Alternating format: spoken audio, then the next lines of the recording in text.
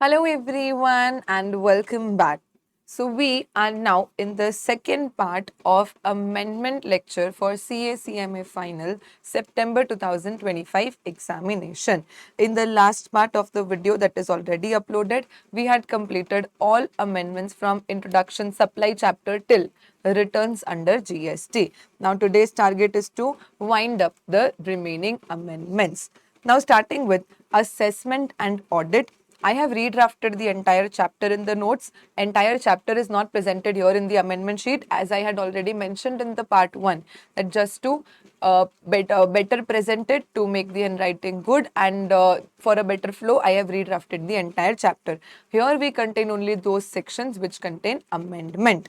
Now, amendment is nothing, the same thing, adding 74A alongside 73-74, because 73-74 is now restricted up to FY 23-24. So, in section 61, scrutiny of returns, we see this, that whenever proper officer sends you a notice and your reply is not satisfactory, or you are not taking any action, in that case proper officer may take recourse of section 65. They can get your audit done, 66 special audit, 67 inspection, or they can even send you a notice under section 73-74 if the matter pertains till FY 23-24, and later on, now for the next financial years, it is going to be section 74A.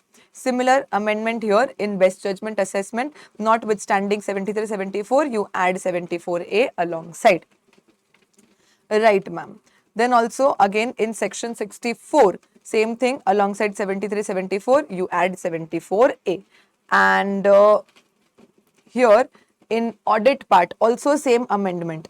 Also same amendment in section 66, along with 73-74, you add 74A. So these are all the same to same. And here also in section 65, along with 73-74, you add section 74A. So in all the sections, scrutiny, summary assessment, audit, special audit, where they have explained about the recourses that can be taken by officer.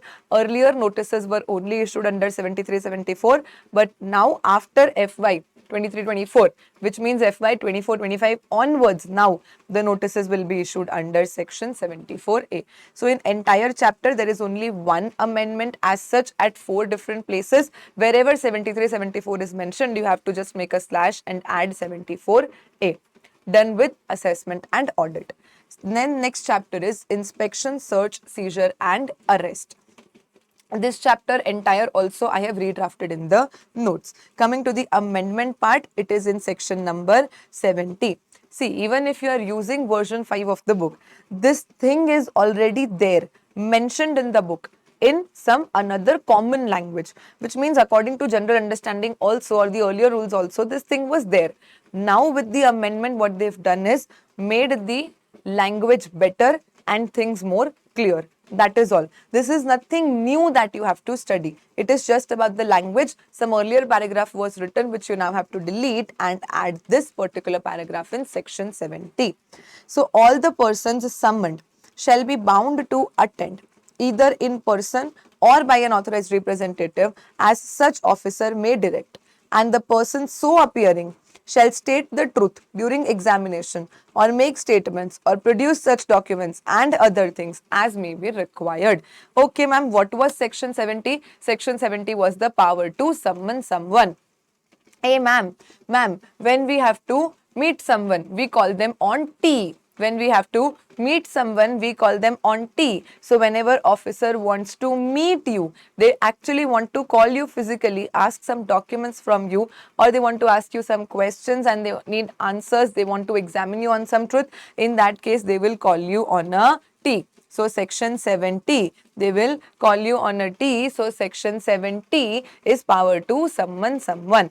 Now they are simply saying this language was already there, right? Earlier also, if summons were issued to you, you were duty bound to physically go and meet the officer. If not possible for you and the officer allows, you can also send your authorized representative, and whatever they ask you, you are bound to give correct answers, true answers, and provide them whatever information and documents they need. Same to same thing is written here in a better language. So whenever officer summons you, which means they call you, you are bound to attend, either in person, you yourself go, or you send your authorized representative as the officer may direct. And the person so appearing shall state the truth. You always have to say the truth during examination, and whatever statements you are making, make sure they are all correct, and whatever documents and other things officer is asking, you have to provide the same. Done, ma'am. This is all about the amendment in the chapter of inspection, search, seizure and arrest. This simple? Yes, ma'am. Then moving on to demands and recovery. This chapter, 100% there is going to be a question in September 2025 examination.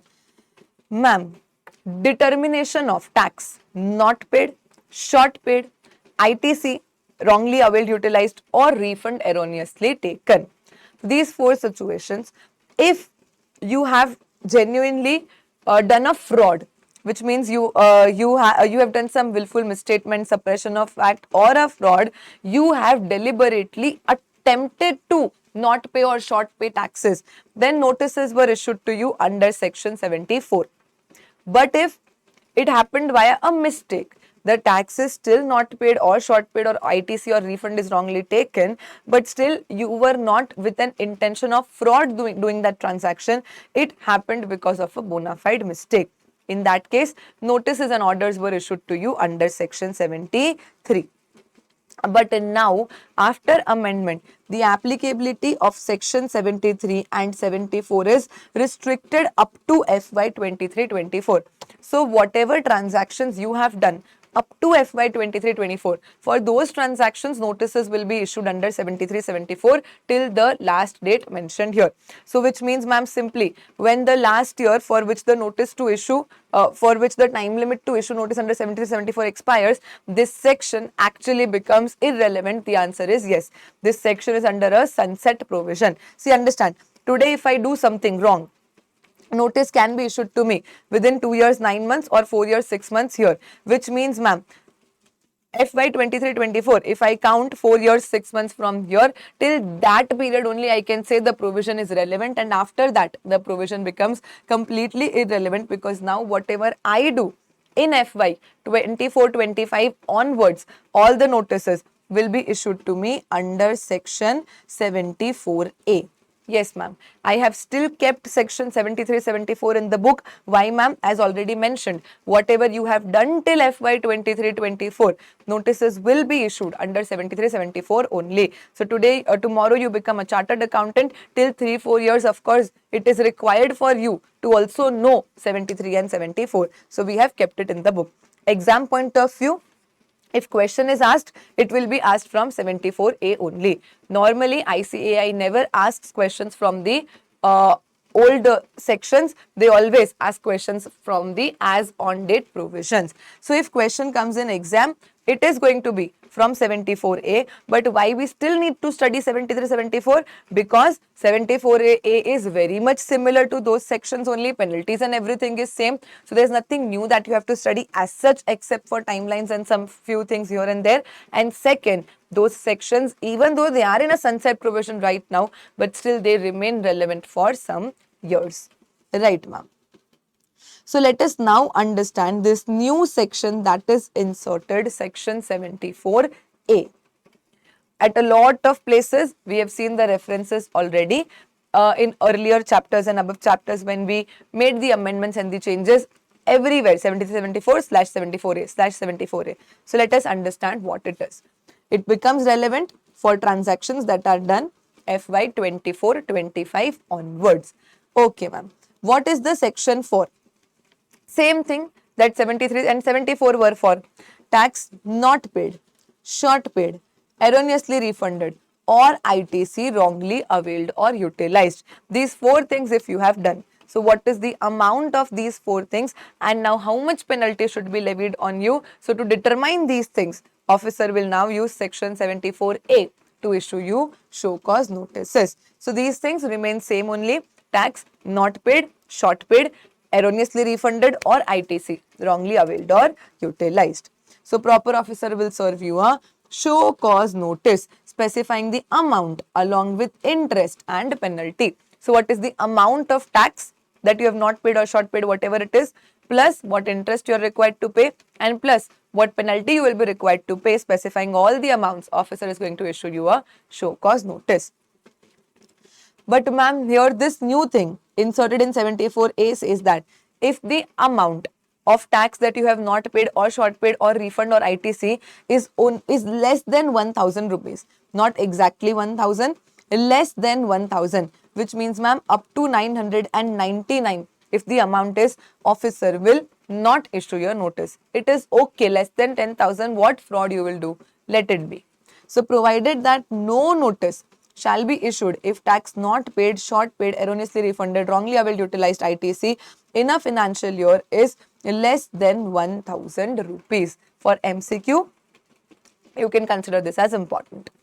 Communication may be served before notice. This thing was there previously also in 73-74, that before actually issuing you a show cause notice, officer can also give you a prior communication. Right, ma'am. So they can intimate you, communicate with you via email or etc. And before issuing show cause notice, they can tell you that, see, this is all there. You voluntarily come forward and pay the amount, so I will not issue show cause notice. So unnecessary litigation can be avoided.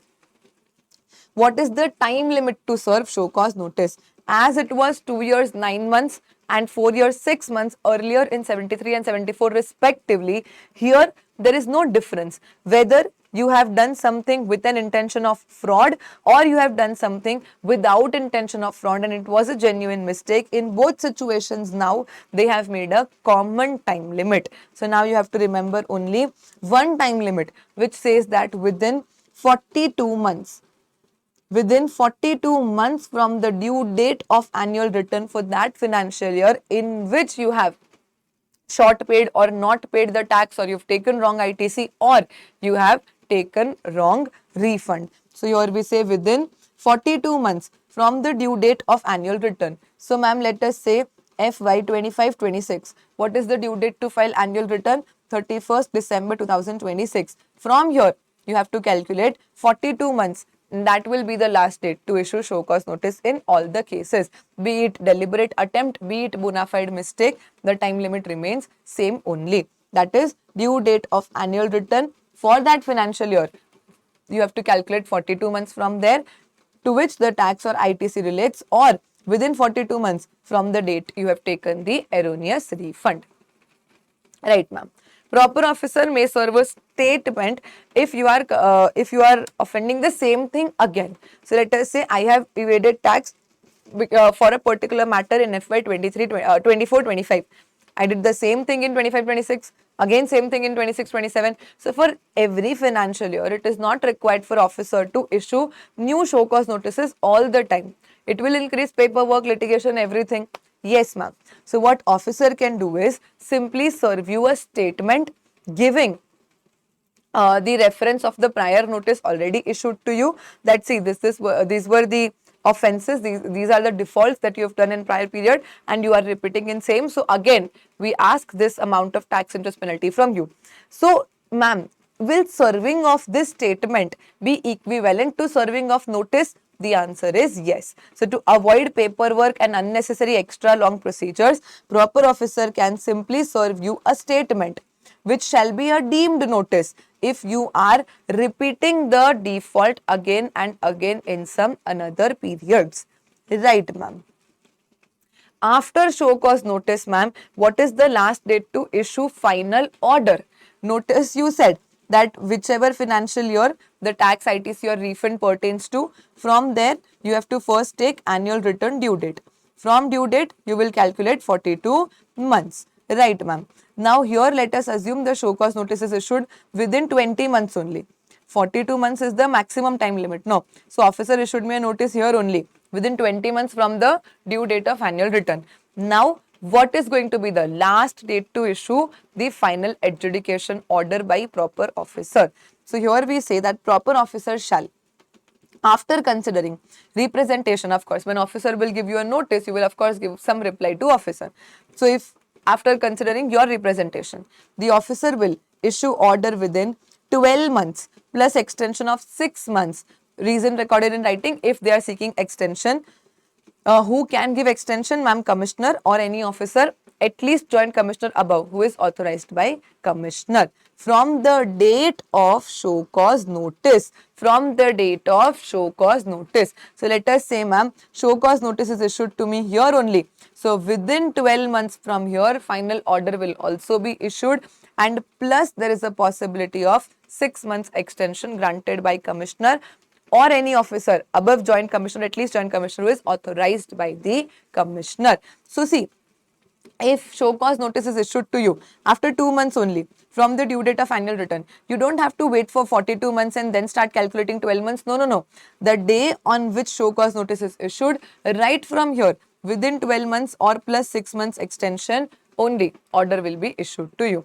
You don't have to wait till 42 months and then start calculating the time for order. No.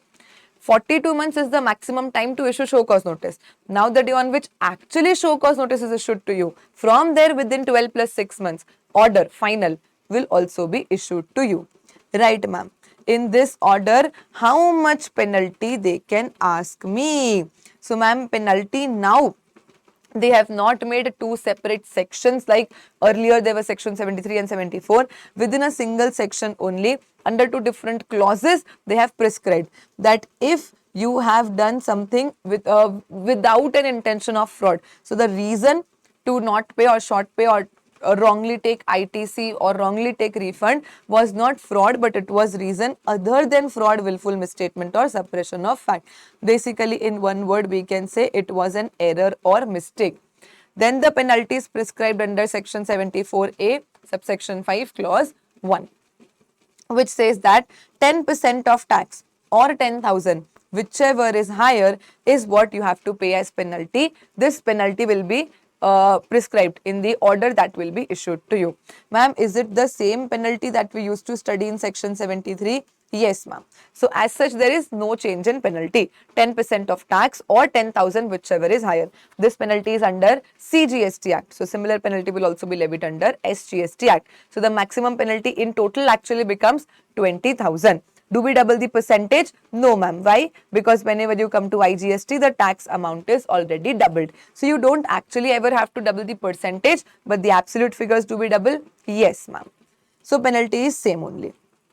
If you pay the tax plus interest before show cause notice only, we saw no, even before issuing show cause notice, officer can issue you a communication. So when communication was done with me, I voluntarily came forward and paid all the taxes and interest. Then no problem, you inform the proper officer and no show cause notice will be issued to you. But if you voluntarily pay some short amount, then for the remaining amount, of course, show cause notice can be issued.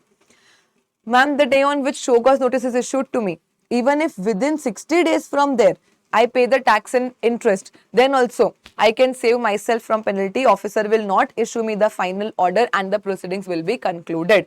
They have just given me show cause notice, and within 60 days from here, earlier in section 73, it was 30 days. They have now changed the time limit here and given you some extra time. They've actually doubled the time. Now you get 60 days to voluntarily come forward from the date of show cause notice and pay tax plus interest. In both the situations, which means, ma'am, before show cause notice and within 60 days of show cause notice, if I'm paying tax plus interest, no penalty is required to be paid by me. I can save myself from penalty. All the proceedings will be deemed concluded. Right, ma'am, but the proceedings of section 132 are still going to continue because they are separate proceedings than 74A.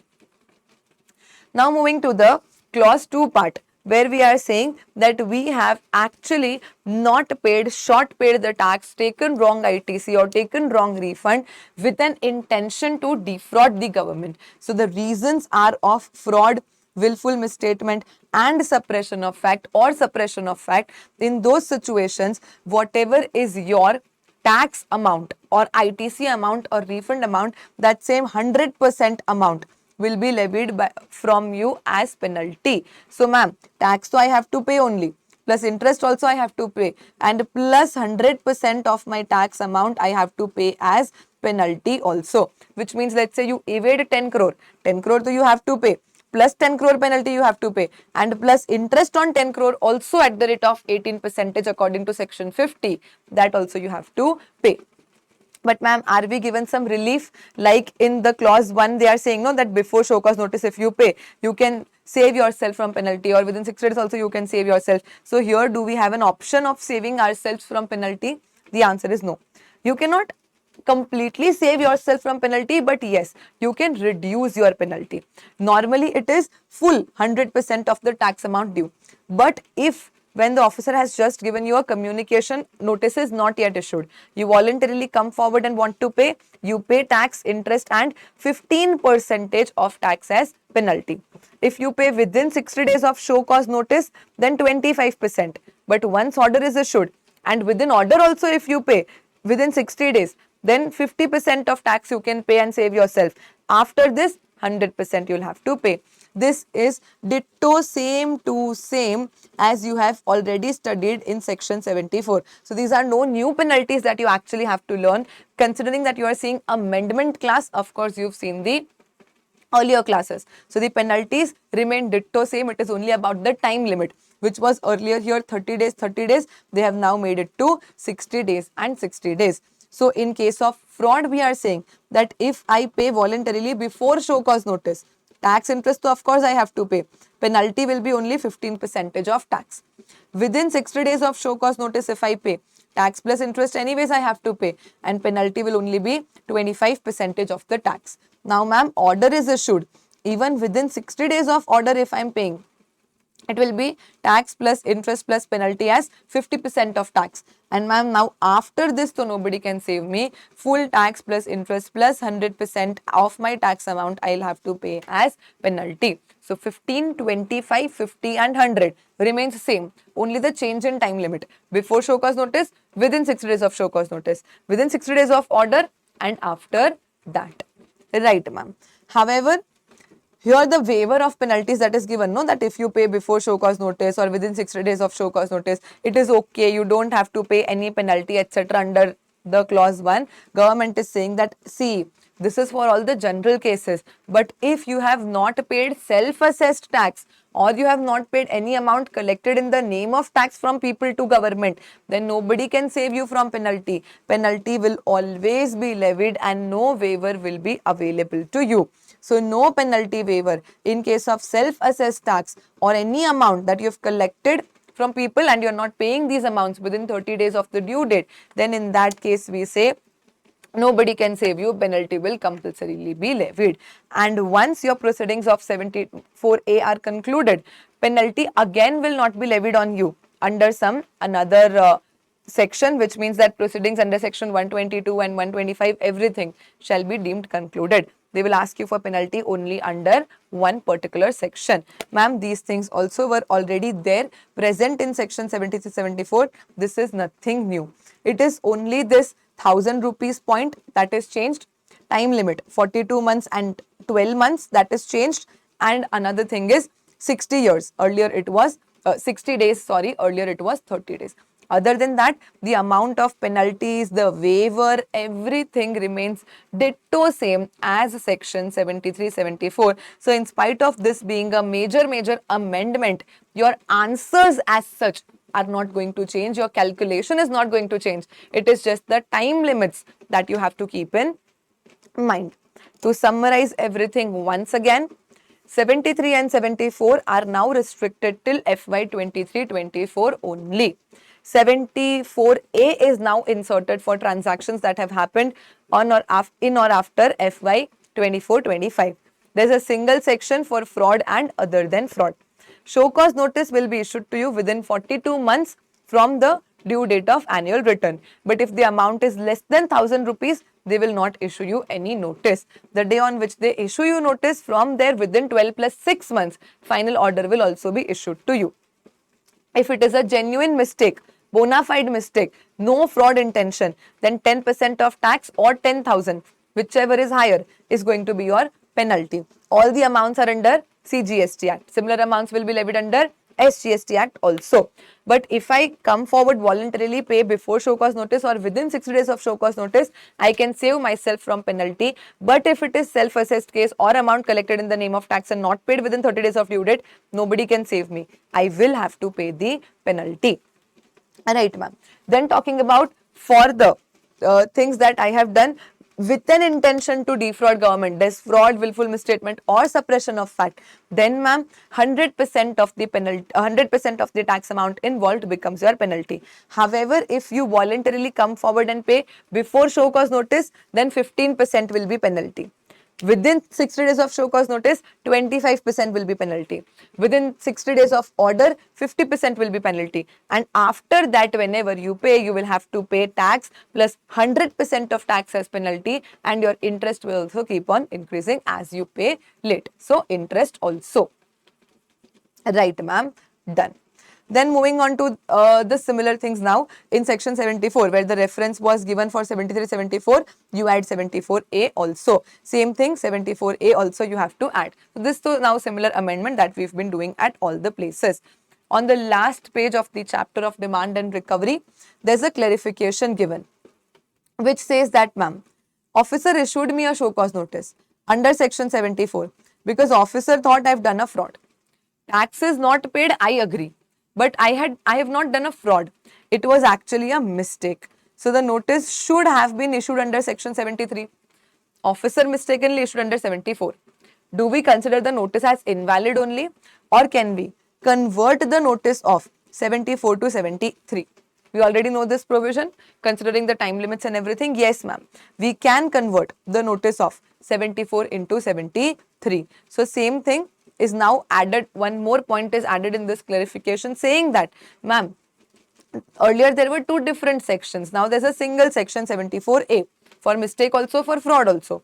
So if notice actually was issued to me under 74(5) clause 2, 74A subsection 5 clause 2, because officer thought there's a fraud, but ma'am, fraud never got established, tax not paid, yes, that is established. Can this notice now be converted into section 74A clause 1? The answer is yes. So if penalty under section 74A 5 clause 2 is not sustainable because fraud is not actually established, then in that case no problem, penalty will be payable under section 74A clause 1. Ma'am, because the time limit to now issue show cause notice and order in both the situations is exactly same, 42 months and 12 months, the limitation and time problem will also not arise. So anytime if notice is valid under 74A 5 clause 2 according to time limits and everything, then it can be converted into clause 1 also if fraud is not established. Done, ma'am. Here we complete all the amendments of demand and recovery. Moving on to next chapter, which is offences and penalties. Nothing, just a single small one line amendment. It is section 122. 1B, it was written that any eco. So penalty for e-commerce operator was specified. But now government has made it more clear that not any e-commerce operator actually, whom we are trying to catch are the e-commerce operator who are liable to collect TCS. For them we have prescribed these penalties. So anyways, it was clear to us only, but doubts can arise in the industry, no, because they have written any eco. Now ma'am, any eco means the person who is not even in the purview of GST, not collecting TCS, anything. Why should we bother that eco? So government has clearly now added a line to make it more specific that any eco who is liable to collect TCS, we are talking about that e-commerce operator, he will be liable to such penalties. So only one small line you have to add beside any eco, that is any eco, particularly any eco who is liable to collect TCS. For that eco, here TCS related penalties are given. Done, ma'am. This simple amendment in offences, yes. Now starting with appeals and revision. In appeals and revision, the amendment is very small, but your question bank, almost 50 to 60% of the questions are going to change because the amendment is in pre-deposit. So, ma'am, section 107, where we make appeal from adjudication authority to appellate authority, and after that we move further and we make appeal from appellate authority to appellate tribunal. Both the places, the pre-deposits are now changed.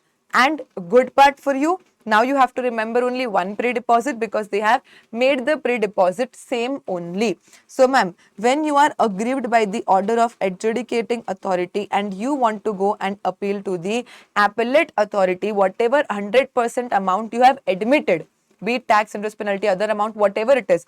Admitted amount to anyways fully you have to pay.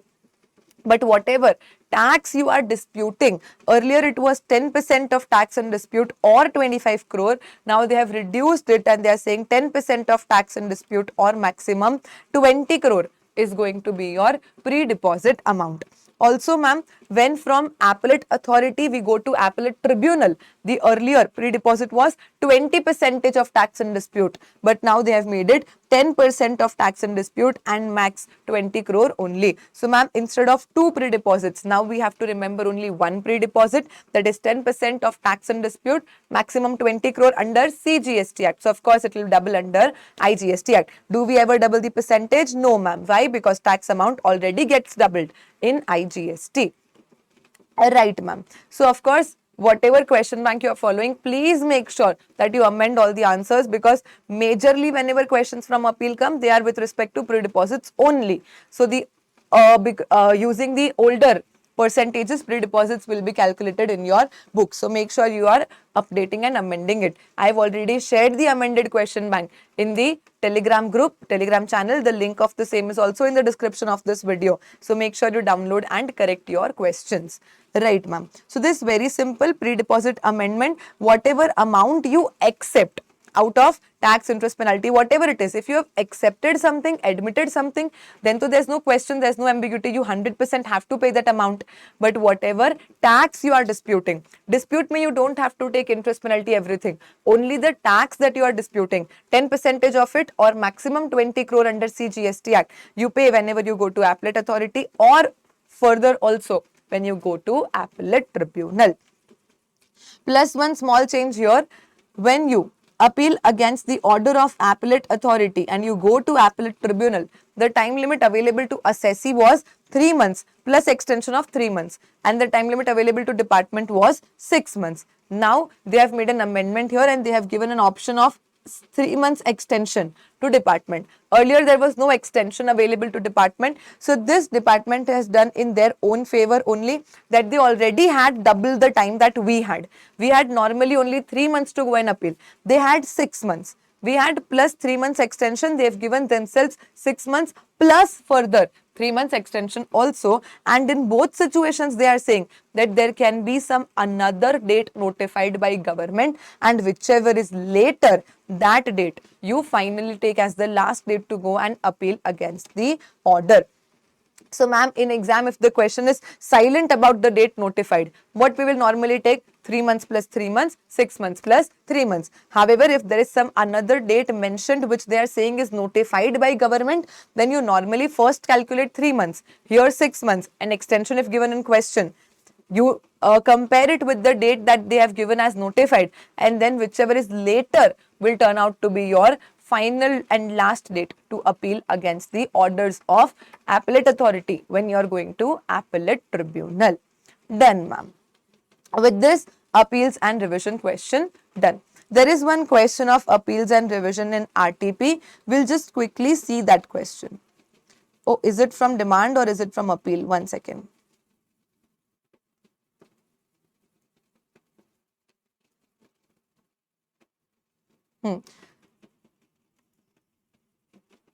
Yes, come to question number 16. Revision test paper September 2025. Come to question number 16. The appellate authority passed an order against Venue Automobiles demanding IGST, which means we'll have to double the absolute amount. IGST of 1,200 crore. Venue Automobiles wishes to file an appeal against the order. Okay, so whenever you want to file an appeal against the order of appellate authority, where do you go, ma'am? We go to appellate tribunal. Right, ma'am. Company admits the liability of 100 crore. So they've already admitted 100 crore. So whatever you admit, that full 100 crore, to anyways you will have to pay only. But they are now wishing to litigate the balance amount, which means they are litigating 1,100 crore of IGST. You are required to determine the amount of pre-deposit. So, ma'am, admitted to 100% amount I have to pay only.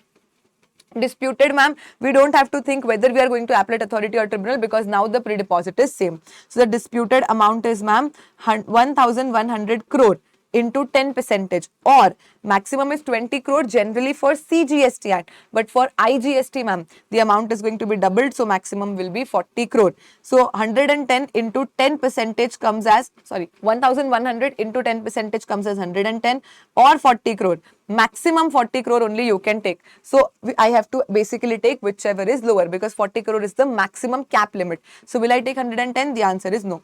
So 100, that is fully admitted, and 40 out of disputed. My total pre-deposit becomes as 140 crore. Ma'am, why do you not double 10 percentage as 20 percentage? Because understand, if the total IGST is of 1200 crore, it means under C and S it would have been 600 and 600 only. So if I would have done, if the question says it is C and S GST, what I would have done, 600 crore of CGST into 10 percentage 60, or I compare it with 20. Plus same to same I do under SGST. So basically 20 plus 20, 40, and 60 plus 60, 60 plus 60, because I'm considering 1200, you take it as 1100. The answer will of course come as same only. So because the underlying tax amount in IGST gets doubled as compared to C and SGST, I don't have to ever double the percentage. But absolute amount, that's 20 crore given there, will have to be doubled under IGST as 40 crore rupees. So ma'am, my total pre-deposit becomes as admitted 100 and disputed 40, 140 crore. Very, very simple calculation. Whether you appeal against the order of adjudicating authority to appellate authority or appellate authority to appellate tribunal, the pre-deposit amount now remains same. So make sure you are also amending your question bank. Right, ma'am. From demand and recovery chapter also, there is one question there in September 2025 RTP. Question number 15. Arnav Enterprises, registered supplier located in Madhya Pradesh, has duly filed its monthly GST returns for financial year 24-25. Now we see FY 24-25 transactions happening, which means section 74A now applies. During the scrutiny for the said financial year in August 25, proper officer noticed that there was a short payment of C and S GST totaling of 4,60,000, which means, ma'am, 2.3 lakh C and S GST we have short paid in the month of October 24 on account of a bona fide error. Bona fide error, ma'am, bona fide error means it is not fraud, which means section 74A5 clause 1 will apply. Before show cause notice by proper officer, Arnav came forward and paid 1 lakh rupees, 50,000 CGST, 50,000 SGST on its own only. And after that, show cause notice was issued. So, ma'am, whatever amount we pay before show cause notice under clause 1, do we have to pay any penalty on the same? The answer is no. So in case of bona fide situation, I am not required to pay any penalty. And after that also, for the remaining amount when show cause notice is issued, even if I pay there within 60 days, then also I don't have to pay any penalty. Right, ma'am? With applicable interest, and on 15 September, and inform the proper officer. So we have paid 1 lakh rupees voluntarily out of 4.6 lakh on 15 September 25. They are asking you the last date by which show cause notice can be issued. Ma'am, last date. The matter pertains to FY 24-25. What is the due date to file annual return? 31st December 2025. What I have to calculate from here? 42 months. So 42 months from 31st December 25 comes as 30 June 2029. This becomes my last date to issue show cause notice. Now determine the amount of penalty if payable on the 1 lakh rupees on basis of its own ascertainment. So on the 1 lakh rupees that you have paid prior to issuance of show cause notice, is there any penalty required to be paid? No, ma'am. Why? Because this is a case of bona fide mistake, and before show cause notice or within 6 days of show cause notice, I am not required to pay any penalty. So bona fide, no penalty. But later in the question they have said that assume if it is a fraud wala case, then what you will do? So we have solved it here together only, that if it is fraud situation, then 74A5 clause 2 will apply, which says before show cause notice, whatever you pay, 15% of the same you have to pay as penalty. So 1 lakh I have paid before show cause notice. So on 1 lakh 15%, 15,000 comes as my penalty. Right, ma'am. Then later on, notice can be issued for what amount left? Ma'am, out of 4.6 lakh, we have already paid 1 lakh. So now they are saying that proper officer issues a notice to you on 10 October 25. What amount notice he can issue? So 3.6 lakh, that is remaining amount. Notice is issued on 10th October 2026. That will be the last date to issue the order. Why, ma'am? Because if show cause notice is issued on 10 October 2025, they ask you for what amount. Now order will be issued. So, ma'am, what is the last date? Ascertain the last date they are asking. Ascertain the last date. We don't know the actual date of order. We know the actual date of show cause notice yet. Now they are asking the last date of order. So, ma'am, if notice date is 10 October 25, from there 12 months is simply going to be 10 October 26. So, on or before this, officer is going to issue me a show cause notice for the remaining amount of 3.6 lakh. Right, ma'am. Now they are saying that if notice is issued to you on 10 October 25 and you pay all the amount on 5 December 25, you don't wait for the for the final order to be issued. You are not waiting for the final order to be issued. The day on which show cause notice is issued to you, that is 10 October 25, within 60 days only. 60 days from 10 October will be November, December. Of course, a date later than 10 December only. So here we are saying that we have paid everything voluntarily on 5 December only. See, if I have to calculate 60 days from 10 October, October has a total of 31 days minus 10. So 21 days of October, 30 of November, and I simply do 60 minus 21 minus 30, it is 9 December. So if I pay till 9 December, I can save myself. I have paid on 5 December only within 60 days from the issuance of show cause notice, which means, ma'am, in bona fide case, no penalty, because if you pay before show cause notice or within 60 days of show cause notice, you can save yourself from penalty. But, ma'am, in fraud situation, whatever you paid before show cause notice, 15% penalty on the same, and whatever you are now paying within 60 days of show cause notice, we say 25% will be the penalty applicable. So this is very, very simple, very good, one exhaustive, comprehensive question where they are covering everything. Last date to issue show cause notice, they have covered. Last date to issue order, they have covered. If fraud, not fraud, before show cause notice, after show cause notice, what will be the penalty? Everything they have covered in a single question. A question like this might show up in your examination of September 2025. If it is not coming in September, then January. But 100% I believe, okay, 99.99999%, it will come in September 2025 examination. Right, ma'am. So we have solved one question of appeal and one question of demand recovery. Now moving on to next chapter, which is advance ruling. Next chapter, which is advance ruling. So, ma'am, section in advance ruling as such, there is this only amendment. Along with 73, 74, you also add 74A. Now, this paragraph is not amended as such by government. I have just made the language better because I was inserting this amendment of 73, 74 and 74A. I thought to just redraft the entire paragraph only. So, if you are using version 5 of the book, make sure to actually replace the entire paragraph only and not just this 73, 74 or 74A. The meaning and everything, whatever we've studied earlier, remains same only. It is just about the drafting of language. But if it comes in examination, this is a more better approach that you can follow to present your answer. Right, ma'am. This amendment again now I am not explaining because everywhere along with 73, 74, you just have to add 74A. Right, ma'am. Then exports under GST, again this amendment will not change your life a bit. It is again a language amendment only. So, ma'am, we know whenever we make zero rated supplies, it can be without payment. It always is actually without payment only. And only for notified goods and notified people, government has given this option of with payment of tax zero rated supply. So, government is simply saying that you can make zero rated supplies with payment of IGST and later on we will give you refund. Ma'am, we know this already.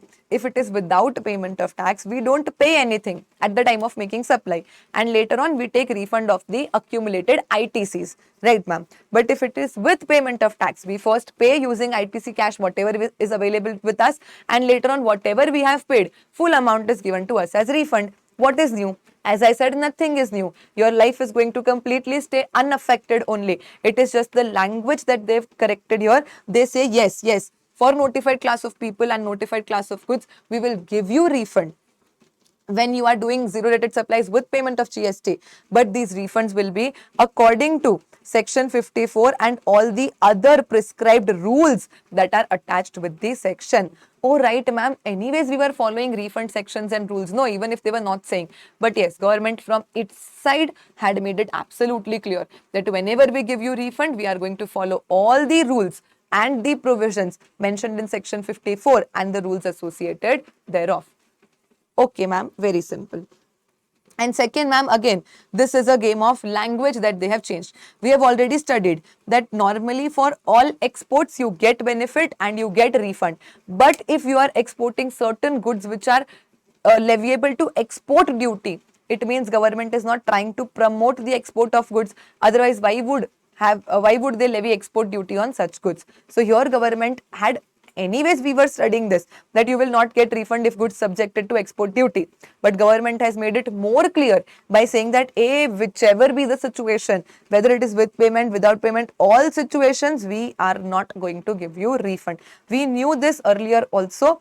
Government from their side have made it more clear in both the chapters. The similar amendment is there in refund under GST also, that no refund on account of zero rated supply will be given to you, whether it is with payment or it is without payment, if your goods are subjected to export duty that you are exporting. So ditto same to same amendment, because with respect to export we study in both the chapters, export under GST also and refund also. So same to same amendment you have to insert in both the chapters. You anyways already knew this, but still government has made it more clear by saying, be it any case with payment or without payment, we will not give you refund in any situation if your goods are subjected to export duties. Right, ma'am. And finally, moving on to the last chapter of GST, that is miscellaneous provisions. This says that anti-profiteering, ma'am, earlier when I used to study, there was National Anti-Profiteering Authority dealing with all the cases in relation to anti-profiteering. Then government brought CCI into picture, that no, now all the cases will not go to National Anti-Profiteering Authority, but it will go to Competition Commission of India. And now government is saying right from 1st April 2025, Competition Commission of India will also now stop accepting the matters with respect to anti-profiteering, and now the new authority shall be the Appellate Tribunal. So now, as on today, applicable for your exam, all the cases that are in relation to anti-profiteering will go to Appellate Tribunal from 1st April 2025. Very simple amendment, that is all. Right, ma'am. And with this, we wind up all the amendments of GST portion. Now, ma'am, one small amendment in customs and one small amendment in foreign trade policy, and we are done. So, ma'am, in customs, entire customs, there is only one amendment which is with respect to IGCR rules. Import of goods at concessional rate of duty or for specified end use. ICAI had already asked a question from IGCR rules in May 2025 examination. Chances of topic getting repeated in September 25 generally would be less. But because there are amendments, I believe it might or might not show up in MCQ. So there are two things. No, amendments are always important. From that point of view, yes, it can come in exam. But this was anyways asked in May 25. So I'm getting repeated again in September 25. Chances low at that side. So you cover on safety side. Yes, ma'am. Students generally leave this topic, but because now it has come into eyes of ICAI and it is now a hot topic. In fact, in September 2000 RTP also, they have kept a question from IGCR rules. So seeing that, you should definitely cover it. Right, ma'am. I have redrafted the entire IGCR rules. If you have version 5, it was typed, computer typed, but now I have handwritten the entire IGCR rules. I have just handwritten everything again. Content remains same only. Amendment is only here. Earlier, there was a monthly statement that you were required to furnish in case of taking benefits of IGCR rules. And now that statement, government has made it quarterly. So very, very simple. The monthly statement, everywhere where it was written monthly statement, you make it as quarterly statement. Right, ma'am. So by 10th of the month following the quarter, and quarters also they have fixed like GST. IGCR rules, they are saying that part of quarter will be full quarter, just like we follow in GST. Jan, Feb, March, April, May, June, and this is a just small writing mistake. Make it September and December. So Jan, Feb, March, one quarter. April, May, June, second quarter. July, August, September, and October, November, December. These 4 quarters they have fixed, which means, ma'am, for first quarter 10 April, second quarter 10 July, third quarter 10 October, fourth quarter 10 January is going to be your due date to file this quarterly statement whenever you are availing benefits of IGCR rules. So quarters ditto same to same as GST, we already know. And ma'am, this monthly statement is now converted into a quarterly statement. And one more change is with respect to time limits, which was 6 months. Now they have made it 1 year. So whenever you are sending goods to job worker, the job worker has to complete the procedures and send the goods back within 1 year. Same to same thing here, that if your goods are unutilized or defective and you decide to re-export it, you have to do it within 1 year and plus an extension of 3 months. So all the time limits to complete everything under IGCR rules, which was 6 months earlier, now becomes 1 year. So there is no understanding change as such in IGCR rules. There are only two major changes. One, the monthly statement is now converted into quarterly statement, and the overall 6-month time limit is now made as the 1 year time limit. If you see the RTP, see question number 18 of RTP, this is the same thing only, that we had imported something on 10 Feb 2024. It might be defective or something and unutilized. We want to re-export it under IGCR rules. So whatever is the actual period notified, we always take that first. See, if there is any actual period notified or specified for the same, then that. If not, then within 1 year plus 3 months, if nothing is mentioned in the notification. So we will say that period notified, because there is nothing notified in the question, we will simply take 1 year. So ma'am, 10th Feb 2024. 1 year is going to expire on 10th Feb 2025. Before that only, you have to re-export, which means, ma'am, last date becomes 9 Feb 2025 to re-export the defective or unutilized items. So the question is very simple. They are just testing you on the 1 year time limit, whether you remember or not. If you are not aware of amendment, you might solve it using 6 months. That is their intention to check. Right, ma'am. So as such, we have solved all the new questions of RTP in the amendment video only. The last two questions that are there, question number 19 and question number 20, are already there, covered in our question bank. So question number 20 is the same question in our question bank version 6 as question number 6, and question number 19 of RTP is again same question, question 14, valuation chapter, in our notes version 6. So these last two questions from customs are ditto same to same from question bank only. Remaining all the new questions anyways we have solved along with the amendment discussion only. So this winds up our RTP discussion also. Right, ma'am. Then moving on to the last part for the amendment video, which is with respect to foreign trade policy. You pray to God that if foreign trade policy is coming in examination, this point should only come. It is so easy. What they are saying is, now government may, before introducing any new provision in FTP or amending any provision of FTP, government may ask for views, suggestions, feedback or comments from relevant people who might be affected, like importers, exporters, industry experts, etc. Because these are the people practically dealing with the provisions. So they might know better that what is good for trade, what is not good for trade, what causes problems to them, what is welcoming to them, etc. But ma'am, is government duty bound to take our suggestions? Of course no. Government can always issue whatever notification they want without taking suggestion. But here in foreign trade policy, government is using the word may and not shall, which means it is not necessary for them to seek such suggestions. However, if they wish to, for some matter that they want to formulate FTP, they want to change FTP, they want to add a new provision in FTP, in that case, they can give 30 days time to relevant stakeholders for such submission. Like they can ask the stakeholders that, see, this is what we are proposing to change or introduce or amend. What are your views, comments, suggestion? You give us within 30 days. Right, ma'am. They can give any time. Normally, they are saying 30 days. So, to the extent possible, 30 days time may be prescribed to the relevant stakeholders. Right, ma'am. However, central government has full right to suo moto formulate, amend or incorporate any provision in FTP without seeking your views.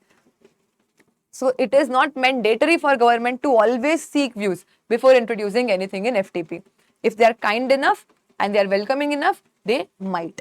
Right, ma'am. Also, if there is some person giving a solid reason, but still government is rejecting and not taking it, then government can also give that person a reason that why we have not taken your suggestion in FTP incorporation. Again, is it important or is it necessary for government to give explanation to every single person giving suggestion? Of course, the answer is no. You cannot claim it as a legal right that, hey government, I gave a suggestion. Why did you not accept the suggestion? Chalo, give me an answer. No, you cannot do that. If government voluntarily wants to give you a reply on your suggestion, they can. If they don't want to give you, tata bye bye, sit at your home. So, central government may provide reasons to stakeholders for not considering their views if they feel it is reasonable to do so. There is some very big industry expert who has given some feedback, some suggestion. Government wants to clarify from their side why his or her suggestion are not taken. They can. However, it's not your legal right that you cannot go to government and seek reasons that why you have not incorporated my view. Government will say, chalo Bhutto, go home. I am not liable to give you any explanation. However, ma'am, central government is not obliged or mandated to disclose reasons for not incorporating. See, understand, if your suggestion is so stupid, like your suggestion involves disclosure of some confidential information, or your suggestion can affect the trade relations of India with some foreign country, your suggestion affects food, economic, national security of India, it is in conflict with already existing government policies, or it addresses a very narrow or very less number of people, a niche market in the entire India. In all these situations, government is not obliged to give you any reason. They will straight away reject your suggestion and they'll never give you any reason. Because these things are, ma'am, very basic. No, if any provision is introduced in FTP, it should strengthen our trade relations with another countries and not weaken. They should not be against national security of India, food security, or they should not be against the general government policies. They should not disclose government confidentiality anyways. Yes, ma'am. So if anything of this is happening, if they implement my suggestion, then of course they will outright reject my suggestion and they are not even liable to give me any reason for rejecting my suggestion. Done, ma'am. This small one new point you have to add in your notes, last page of foreign trade policy. That is a provision with respect to consultation with stakeholders. Before amending or incorporating something new in FTP or formulating FTP, government may ask for views, feedback, comments or suggestions from importers, exporters or industry experts or any relevant stakeholders. However, are they mandated to do so? No. If they are not taking your view, they can give you a reply that why they have not taken your view. But again, is it mandatory for them to give a reason that why they have not taken your view? Again, no, ma'am. And if your recommendation or feedback is against national interest of India, then too, of course, they are not liable to give you any particular reason or incorporate your feedbacks in the foreign trade policy. Done, ma'am. Here we finally wind up all the amendments that have come after 31st October 2024 till 28 Feb 2025 that are relevant for September 2025 CA-CMA final examination.